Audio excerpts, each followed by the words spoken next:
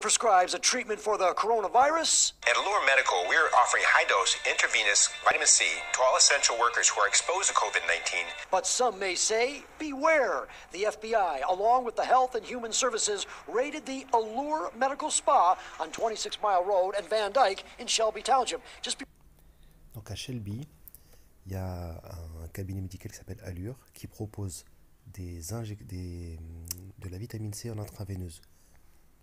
4-8 Thursday morning. Allegations. Le FBI a fait un raid dès qu'ils ont entendu parler dès qu'ils ont su un signalement que ce traitement, parce qu'il est efficace contre le Covid-19, dès que le signalement était arrivé au FBI, ils ont mis leur hazmat suit, donc c'est leur tenue NBC, et ils ont fait un raid pour fermer ce dispensaire.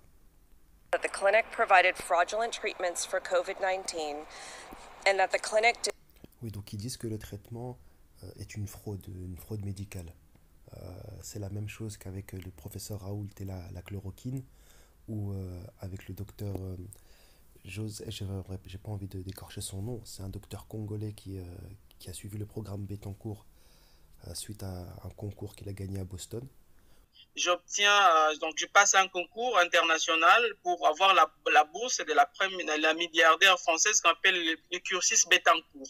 Le cursus Bettencourt, c'est parmi les meilleurs cursus aujourd'hui que nous avons sur la planète, parce que c'est les meilleurs professeurs c'est passé à Paris, mais tout s'est passé en anglais, les enseignements sont en anglais. Les professeurs viennent des États-Unis. With Allure, but who wanted to remain anonymous, told Fox 2 that vitamin C infusion is a common practice in the U.S. because it boosts the immune system. It has been given repeatedly. La vitamine C en intraveineuse, c'est une pratique commune aux États-Unis parce que c'est connu pour booster le système immunitaire. Et c'est ce qu'il nous expliquait le frère Tanrézy dans d'autres vidéos. Il me semble que c'était en Nouvelle-Zélande, où on laissait des patients mourir de la grippe. C'était la grippe porcine à l'époque, il me semble.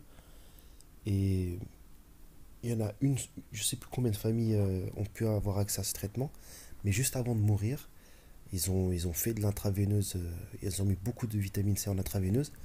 Et il y a des personnes qui ont eu ce traitement et qui en sont comment dire, elles s'en sont remises alors qu'elles étaient à l'article de la mort. Pareil, je vous mettrai le lien dans la description, Inch'Allah. To COVID-19 patients in intensive care settings to help reduce the symptoms of COVID-19 on a daily basis.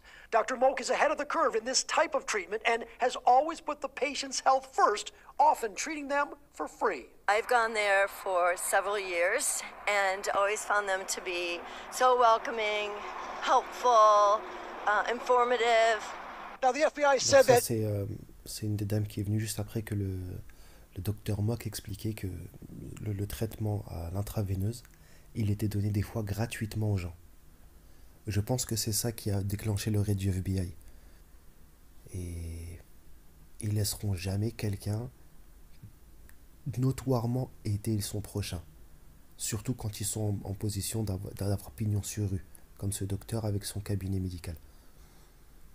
Si c'est un mec qu'on connaît pas, qui fait une bonne action, mais allez, ils peuvent pas t'attraper, ils peuvent pas mettre la main sur toi, ils peuvent pas t'as pas de bureau, t'as rien à ton nom.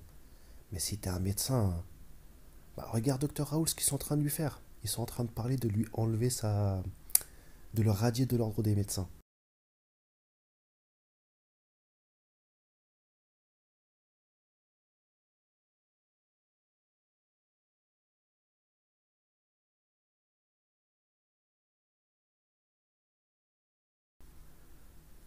Après, moi, je suis pas spécialement pro, je suis pas spécialement anti. Je regarde seulement ce qui se passe et j'essaye de me renseigner.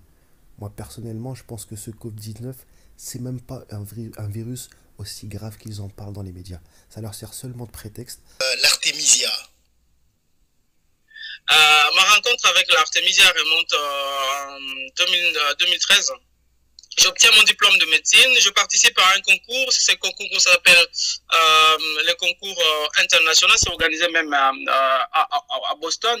Donc il y a un concours qu'on appelle ça International Genomic Engineering Machine, donc c'est compétition internationale des machines génétiquement modifiées. J'avais écrit à l'époque une lettre au président de la République et Joseph Kabila, à l'époque c'était le directeur de cabinet, c'était M. Gustave Beyasikou, et j'avais eu toutes les autorisations avec Matata Pogno, ainsi de suite, ainsi que je suis parti représenter la République démocratique du Congo pour